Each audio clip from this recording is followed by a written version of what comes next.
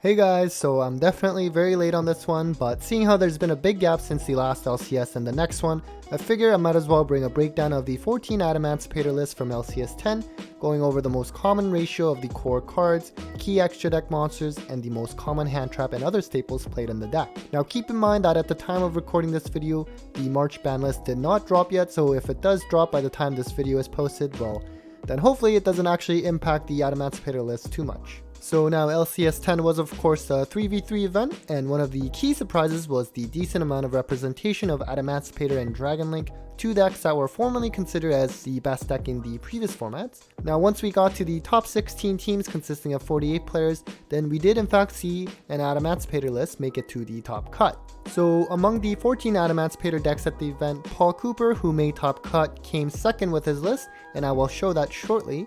Now 11 of the 14 Adamancipators did play a small Prank Kids engine, which has become popular lately, although the second place list by Paul did not play the Prank Kids cards. Now one thing to note is that unlike other decks that I've broken down, this one actually had every list playing 40 cards, so that was nice and clean. So I'll briefly show Paul's second place Adamancipator list here, but I would actually recommend that you check out his deck profile on Team Bortles channel and also on Paul's own channel, which I'll provide the links below. I would say a couple of things that stood out with his list was that he was the only one that played the Crystal Draga at 3 in the main, whereas most people did not play this blue egg at all. He was also the only one that played cards like Hat Trickers, Revival Golem, TG Tank Grab, and Miracle Rupture, so you can check out his profiles about that. Alright, so now let's go over the most common ratios of the Adamancipator cards. No surprise, but all 14 lists did play Researcher, Analyzers, and Seeker at 3. You need to excavate those rocks, and they are also all tuners, so you have to max out on them to start your plays. The only other Adamancipator monster in the main that saw some play was the Crystal Dragite, which I said earlier only Paul played it at 3. Another list played it at 1, and one more list played it at 2, but the remaining 11 lists did not play the blue egg at all.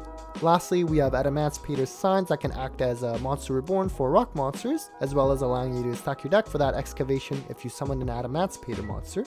This was also played at 3 in every list, so very standard. Next, we have some other honorary Adamancipator monsters. We first have Doki Doki, the annoying ass rock that specials another rock monster from deck based on your discard, which was mostly played at 3 except for 3 lists that played it at 2. And then we have Koakimeru Guardian that serves as that monster effect negation and can help Adamancipator play through hand traps because they can special summon this bad boy when it is excavated. It was played at 3 in all lists. And then we have Guardian's best friend Koakimeru Supplier, which serves as a nice extender because it can special summon itself when a rock monster you control is sent to the graveyard. Best of all, when it's summoned, it can search out his buddy Guardian as well. It was played at 3 in 10 lists including Paul's, and played at 2 in the remaining 4 lists. And then finally, the only non-rock monster here is Salamangreat Parallel Exceed, which can provide that extra body but also enable rank 4 plays. It was played at 3 in 12 lists, with one list playing it at 2, and Paul Cooper's list did not play this at all. Now, I did mention earlier that 11 of the 14 lists did play a Prank Kids engine, so let's go over how frequently each monster was played and at what ratios. Now, Roxy's was played at 3 in all instances, which is a given since it is a rock that you can special summon off of Adamancipator excavations. Usually they play one other Prank Kids monster that they can special summon off of after going to Meow Meow Mew, which generally was the Lampseas with the 500 burn damage as you can see here. All but one of the Prank Kid lists played Lampseas, with one opting to go with Dropsies instead. Dropsies was played in 2 additional lists as well. And lastly, Fansies was the least popular one at 2 of the 11 lists, and basically other than Roxy's, the other Prank Kids monsters were all played at just 1. Now 2 lists did play Pandemonium, which means they were able to fuse into Battle Butler for that double Regeki. Clearly was not something common of the Adamancipator list because they are primarily fine with just going into Meow Meow Mew and the Dodo Doodle Do, which also gives that wind attribute engraved for the Raptite to be able to use the DD Crow effect. Alright, so now let's move on to the most common extra deck monsters, which were all just played at 1. The 5 monsters you see here were played in every Adamancipator list, including Raptite, Dragite, Gallant Granite, Halqifibrax, and Almirage.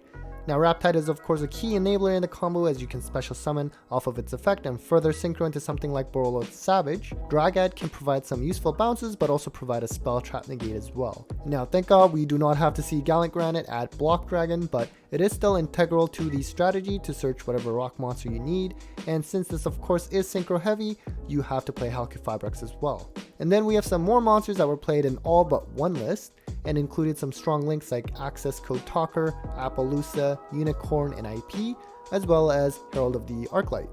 I don't think this is too much of a surprise because if you ever played against Adamancipators, then you definitely would have seen these monsters on a consistent basis.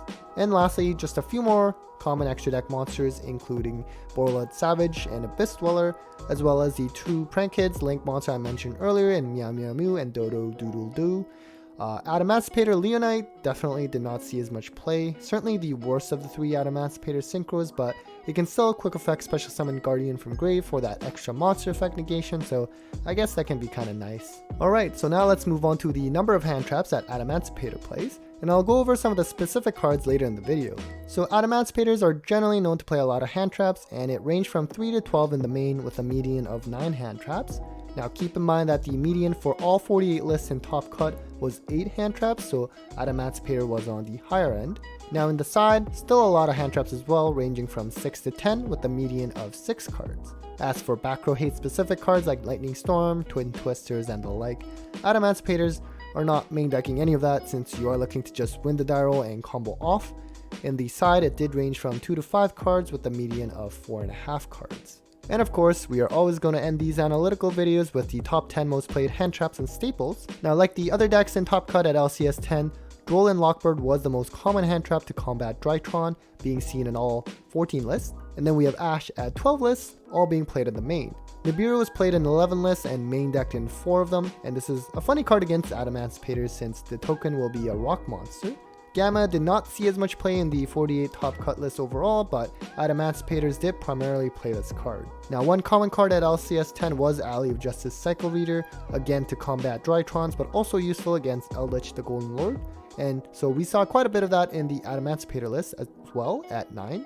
And then we have Artifact Lancia, which of course is a big card against Virtual World, but after that the most common hand traps kind of fell off in frequency, with Ghost Spell, Skullmeister, DD Crow, Dimension Shifter, and also Infinite Impermanence seeing small play.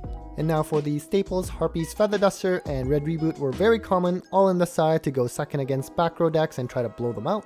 Imperial Order is also a really popular card in this deck, all being side decked. This is particularly useful to prevent your opponent from playing something like Dark Ruler no more, which this deck hard loses to. And then we have Storms as more Backrow hate, as well as Forbidden Droplet, as it is a good generic monster Vec negation card that has been seeing a lot of popularity lately. And lastly, we have some more staples that sort of falls off in frequency, in that of Twin Twisters and a Point of the Red Lotus, something that just seems to always see play in Adamancipators because they need to snipe out something like Dark Ruler so that your opponent cannot break through the board. Some other cards included Triple Tactics Talent, Pankratops, and Anti-Spell Fragrance, which did not see too much play in Adamancipators. Alright guys, so that was it for the analytical breakdown of the 14 Adamancipator list from LCS10. If you were looking to build a deck, hopefully this helped you in understanding what the most frequent ratios were. Anyways guys, take care.